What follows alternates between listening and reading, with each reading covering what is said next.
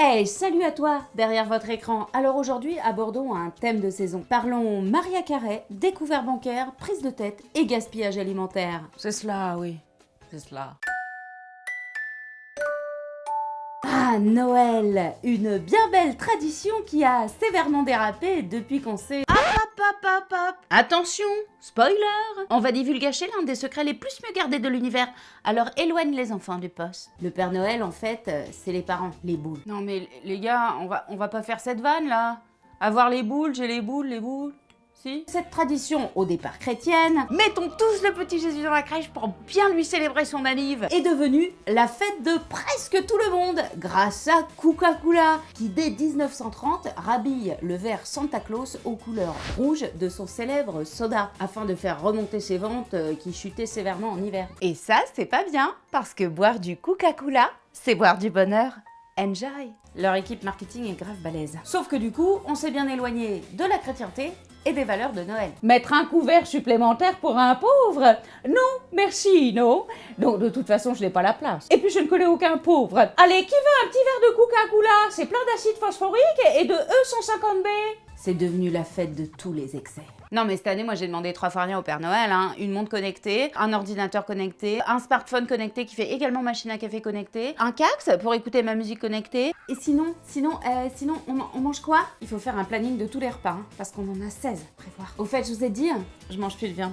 Ah non mais là c'est pas pareil, là c'est Noël, alors tu vas te remettre à manger des animaux morts. C'est pour faire plaisir à mamie. Mais pourquoi on s'inflige ça? Mais parce que finalement, on aime bien. Mais si, les guirlandes partout, les vitrines super joliment décorées, l'odeur des marrons chauds, les cadeaux qui dégueulent au pied de ton sapin qui s'est bravement sacrifié pour foutre des épines partout dans ton salon. Mais c'est chouette quand même, non?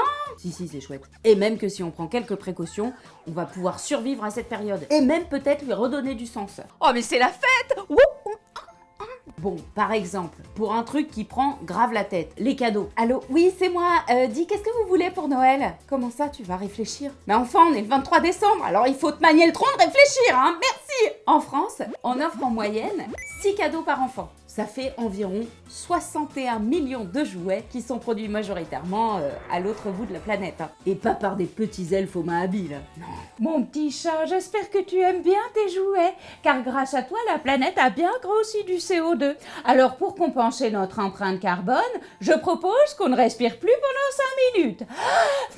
Donc, pour limiter la casse, on réfléchit un poil et on offre un peu de cadeaux manufacturés, histoire de pas laisser les vendeurs des magasins se taper tout seuls les chansons de Noël en boucle. Et un peu de cadeaux immatériels. Immatériel?